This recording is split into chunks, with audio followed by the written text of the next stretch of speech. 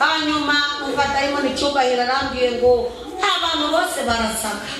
Ndavuga ati munyemerere muhamagare mw'izina ry'uwo nkeka ndebe ko yaba ari we. Aravuga ati muhamagare icyo nzi cyo ntabwo ari we.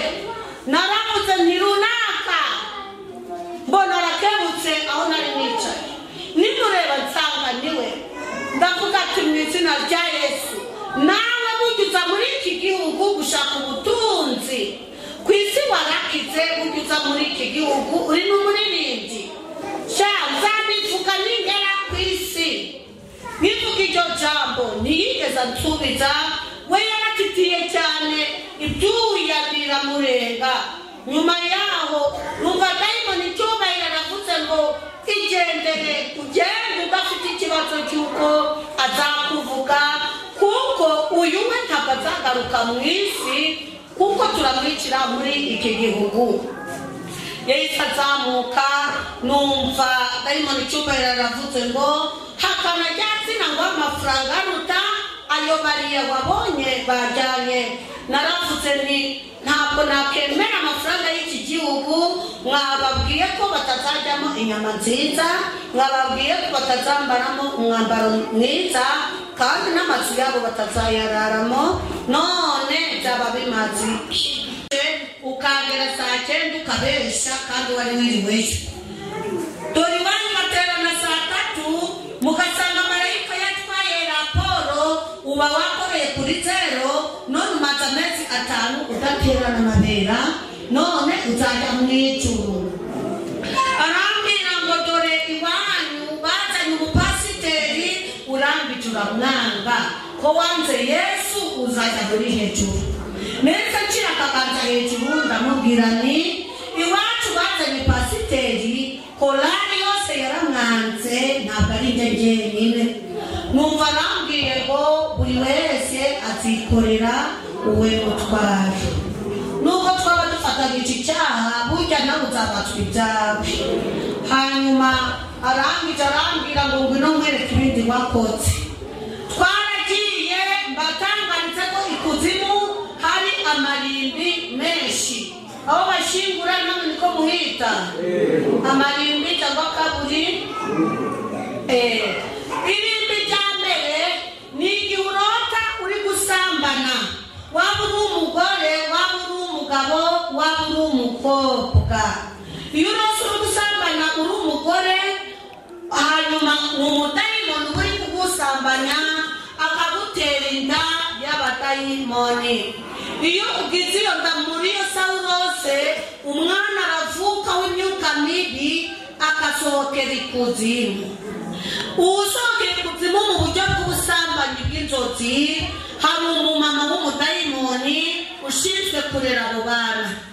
Iyo bageze imyaka 14 bakoramo imyuka mibi, bakayohereza hano ku isi y'abazima, igatera abana b'abakirisitu.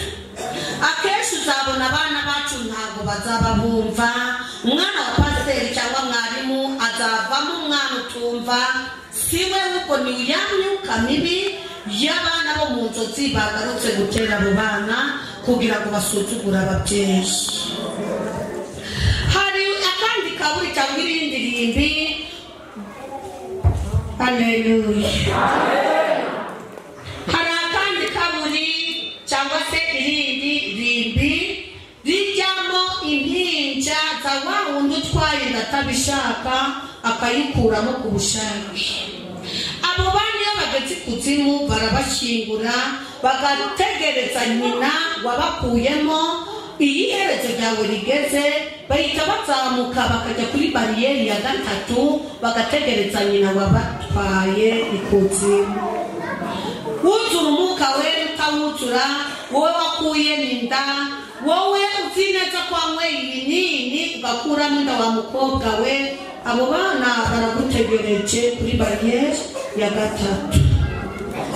Akandi kaburi abantu bahambamo batabizi, ni cyagiye wumva udashaka kubyara ngo ntacyo kurya ufite, nta murokore ukwiye kuvuga ngo ntabwo ashaka kubyara. Namwe mwaje munyemerere mbivuge,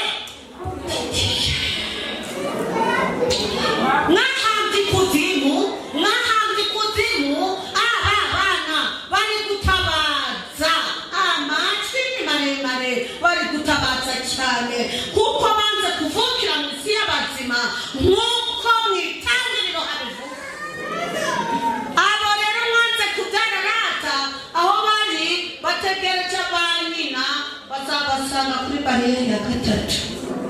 Namwe murimo mwaje ariko muri gushyingura buri munsi. Abagabo bose bamwe bagize uruhare mu gushyingura aba bana, ariko ndakubwira ukuri kuzabwirwaho n'urubanza.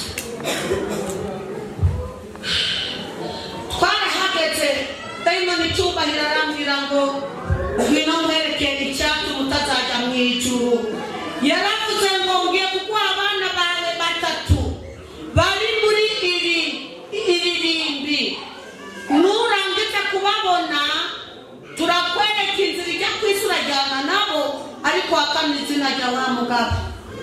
Naracecetse baranjyana, ategeka ingabo y'umudayimoni gucukura imva 3. Bacukuye iya mbere havamo umwana w'umuhungu, n'iya kabiri n'iya gatatu. Yazanye telekomande mu ntoki ziwe, sinzi ahantu yakoze impinja zirishika, uko bagombaga gukurikirana barakura. Barambwira ngo bariya ni abana bawe. Ndavuga nti mu izina rya Yesu sinigeze mfusha, nubwo nigeze nkuramo inda, none babaye banje gute? Arambwira ngo wibuke, dayimoni azakwibutsa, wibuke ya myaka 8 wavuze ngo nagushaka kubyara utaragera ku bintu. Hari ibyo wagezeho kandi niho nari ndi umutindi wo kubabarirwa mu myaka 8 nanze kwibyarira. Bamenye imba nabibyariye imba mbatuma. Igihe cyarageze aravuga ngo hakana icyo zina mbaguhe. Ndavuga nti ntabwo bano bana ari abanje. Numva uwa mbere aravuga ati mama, ndavuga ati tsindwa mu izina rya Yesu. Nuwa kabiri ati mama, ndavuga tsindwa mu izina rya Yesu. Uwa gatatu aravuga ati uri mama.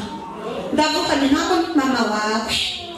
Hanyuma baravuga ati mana we, tuzize umubyeyi waduhaye ngo atuvukishirize ku isi, akaba yaranze kutubyara, tukaba twarasohokeye mu isi yo hasi yitwa ikuzimu, none bagiye kutwica urubozo. Bavuze ko babafashe umuntu wa mbere bamuca igihanga biremera, n'uwa kabiri n'uwa gatatu. Ya mitwe y'abana bayishyize mu mashini yabigenewe, bakuramo ubwonko bw'izo mpinja, barabusyaye havamo amavuta ahindura uruhu yitwa karorayiti. Turayiti karorayiti. Nta banga ririmo, ibyo mvuga mbihagazeho, njyewe babikoze ndi kwirebera. Iyi karorayiti iva mu bwonko bw'impinja. Izindi nyama bakuye n'imikondo y'izo mpinja bazishyira mu mashini yabigenewe, basyamo ibiproduwi binanura imisatsi. Imikondo y'abana bayishyize mu mashini yabigenewe, bakuramo ikirungo bashyira mu isombe cyitwa gulu. Murakizi birasaba wowe mubyeyi gisombe nawe ukunda ujye uyihaha, nurangiza uyisengere. Amaraso ya Yesu Kristo Nazareti arihumanure, nurangiza wirire kuko ntabwo bitworoheye hano ku isi. Haleluya. Urananiwe? Hanyuma barambwira ngo si wigeze wisiga karorayiti. Icyo gihe nari narayisize. Ndavuga nti arambwira ngo wisiga ubwonko bw'abana bawe. Niba nawe warisize ayo mavuta mubwiye, nawe niko byagenze, ariko twarihaye Imana itubabarire. Hanyuma arambwira ngo none ntabwo ushaka guhakana iryo zina. Ndavuga ni njyewe ntabwo nzahakana. Mu minota mike ifirimbi kuzimu yaravuze, hanyuma